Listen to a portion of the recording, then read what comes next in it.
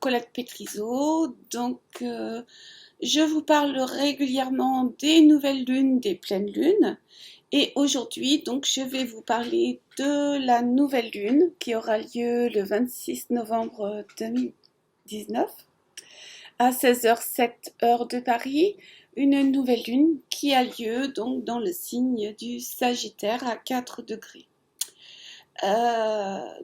Colette Pétriseau, votre astrologue à Nice. Je vous souhaite la bienvenue. Le Sagittaire, si on parlait aujourd'hui du Sagittaire, le Sagittaire parle d'aventure. On est sous le signe de l'optimisme, d'un besoin d'expansion, d'agrandissement, de transmettre une idée, une passion, une vision. Et donc, comme la nouvelle lune est toujours le début de quelque chose de nouveau, un nouveau cycle, c'est encore plus vrai dans le signe du Sagittaire, qui justement parle de nouveautés, d'aventures nouvelles.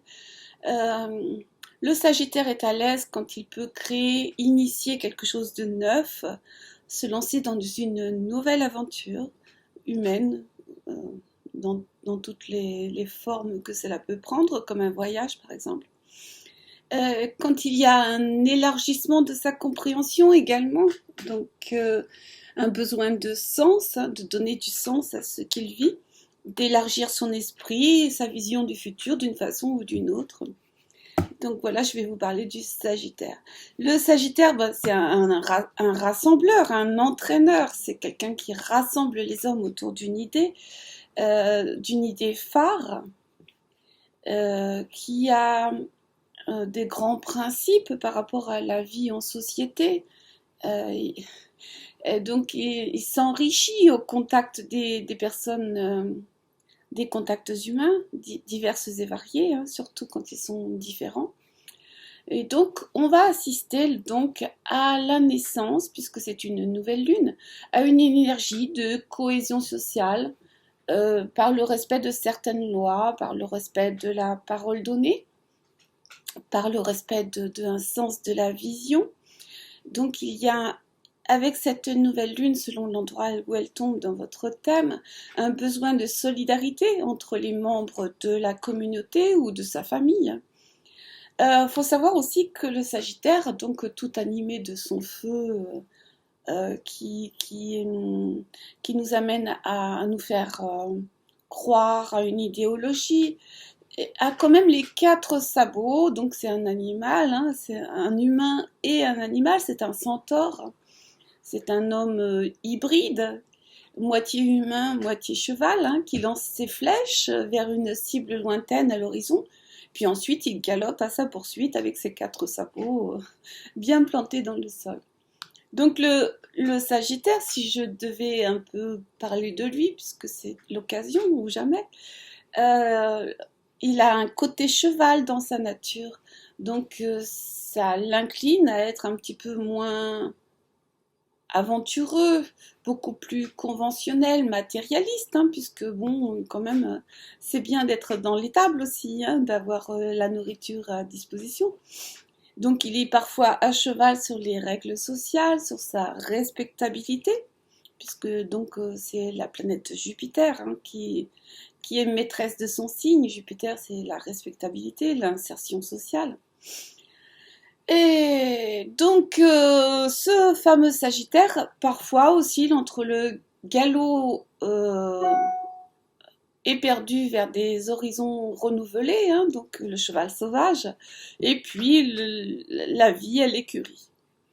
Donc ce Sagittaire peut rechercher donc des endroits à la mode, rechercher aussi des personnes respectables, être ami avec des personnes connues par exemple. Il y a un côté comme ça un peu bourgeois. Donc cette nouvelle lune nous incline donc à rechercher une perspective de découvrir quelque chose de neuf ou de stimulant. Donc il y a ce côté aventureux, je disais, et donc les 4 sabots dans le sol et le goût de l'étable. Je sens que mes sagittaires vont être contents de m'entendre parler. Donc, quand même, c'est un signe de feu, donc il lance ses flèches vers l'inaccessible étoile, hein, vers quelque chose de grand, d'inaccessible, une grande quête intérieure.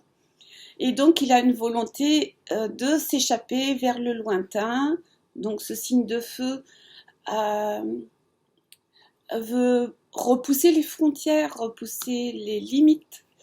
Il y a une certaine fougue émotionnelle, hein. Si vous avez Vénus en Sagittaire ou la Lune en Sagittaire, il y a une certaine euh, fougue, une certaine foi dans l'avenir.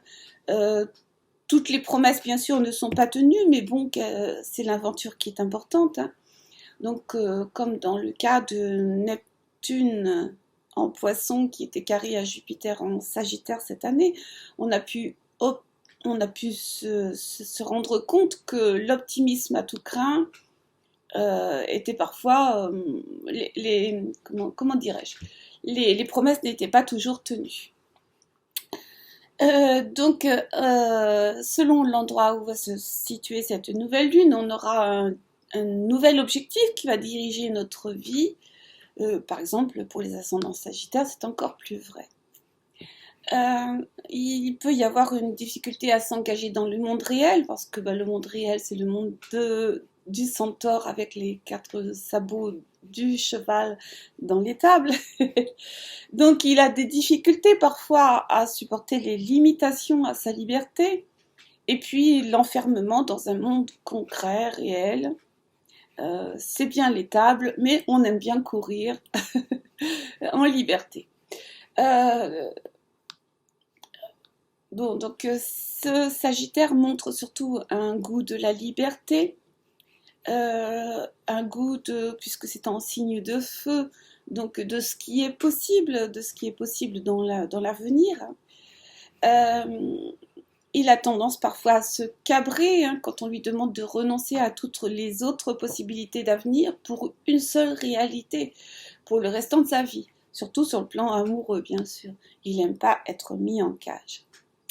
Euh, donc cette énergie sagittaire dans votre thème va rassembler autour d'une idée phare, créer une dynamique collective dans un but de justice sociale, ou en tout cas avec une forte croyance en l'avenir.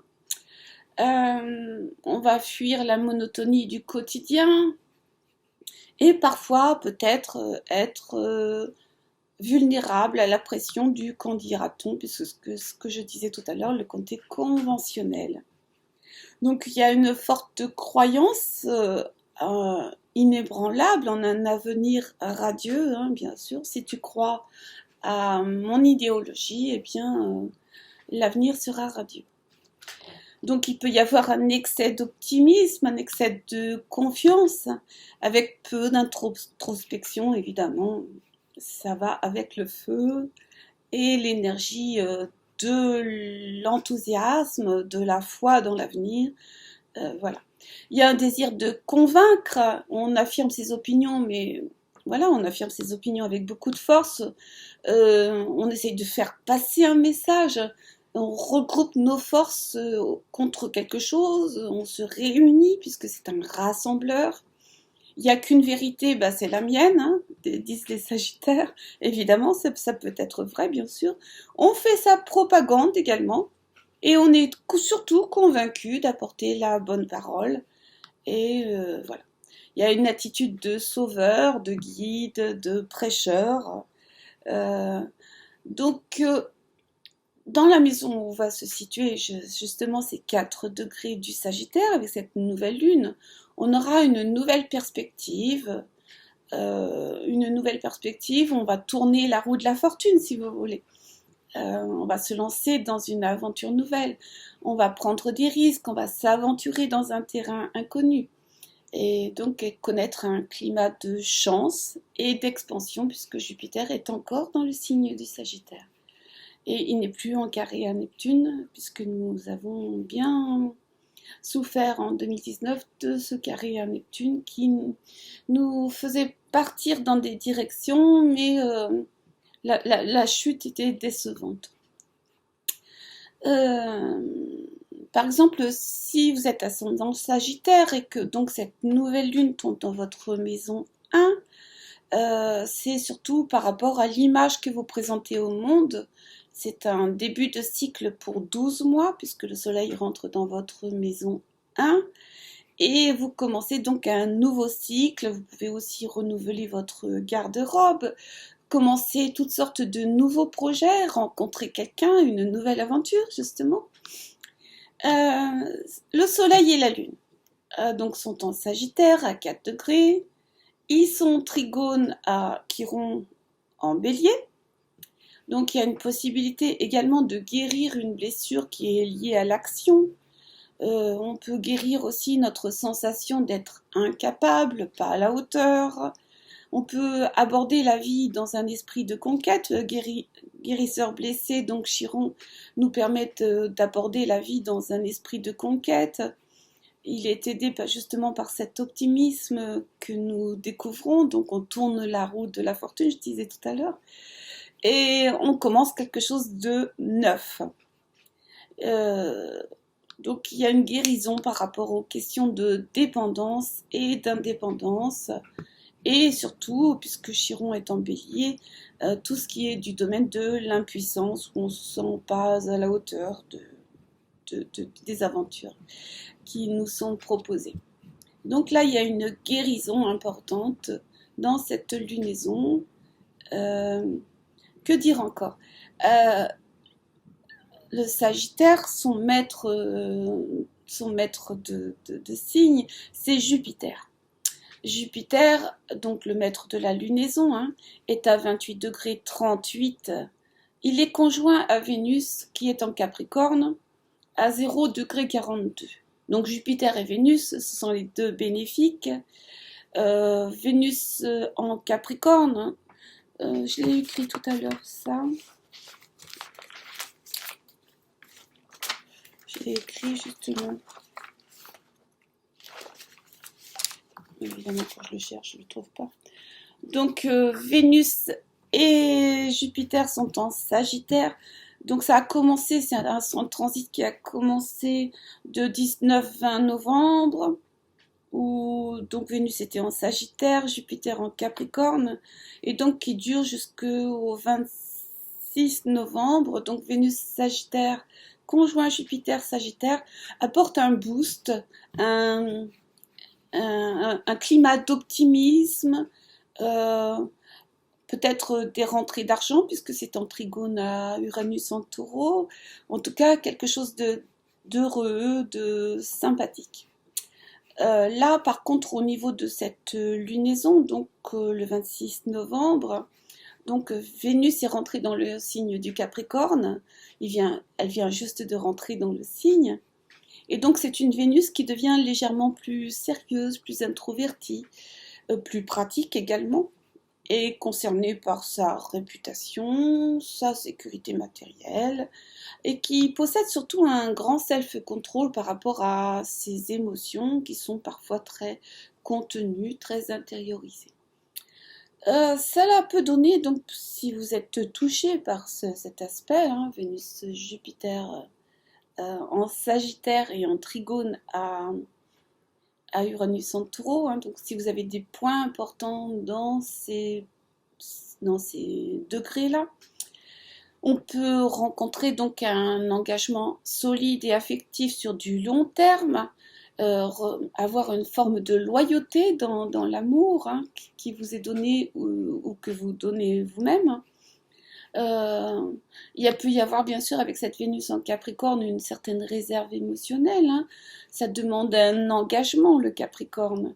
Il est prêt à s'engager sur du long terme, prêt à supporter même une relation qui n'est pas toujours facile, et il a tendance à prendre des responsabilités sur ses épaules.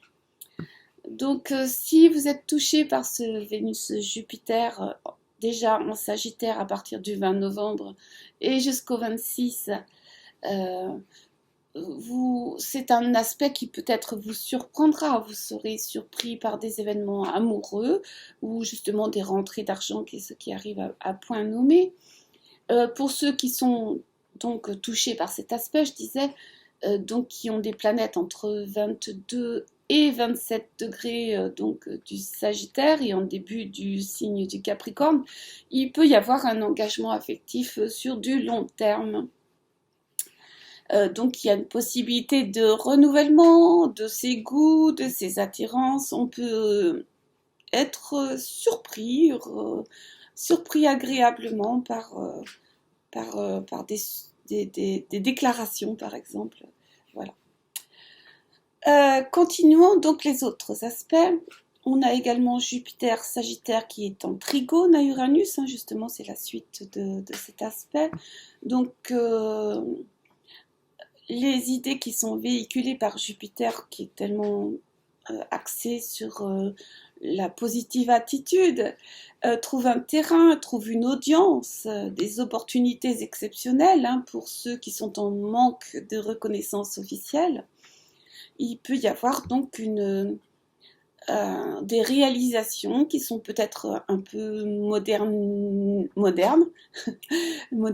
j'allais dire, un peu provocantes, mais qui dérangent, mais en même temps qui surprennent. Voilà.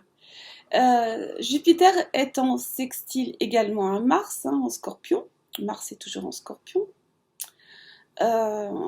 Nous invite à nous dégager des situations médiocres, c'est un sextile, c'est une aide, des dépendances qui nous démobilisent, j'y arrive, un besoin pressant de légitimer vos actes et de diriger votre combativité, mais vers des cibles très précises, des objectifs qui justifient des luttes, et donc une meilleure exploitation de ses ressources intellectuelles, matérielles, spirituelles.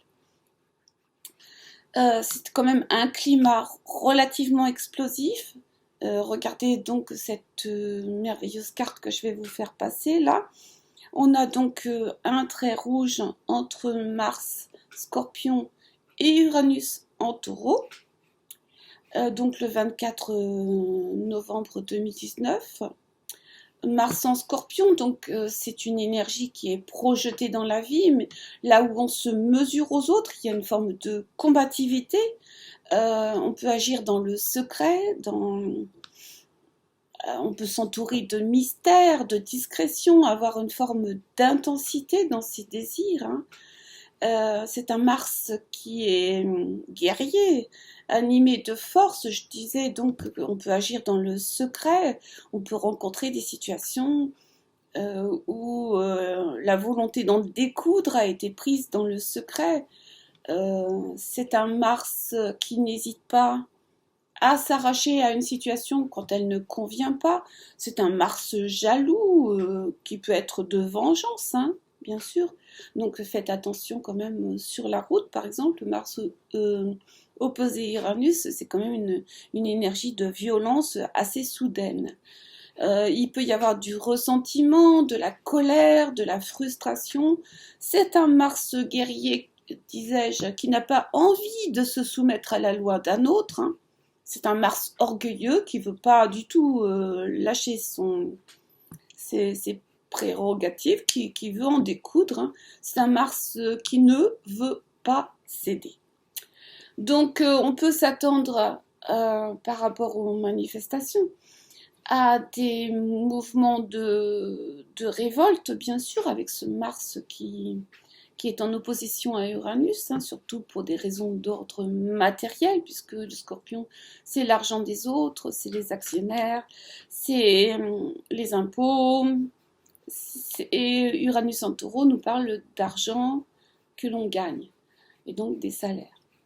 Donc il peut y avoir bien sûr un climat d'action secrète et déterminée qui demande qu'on le respecte. Hein, il y a une demande de respect par rapport à cette guerre.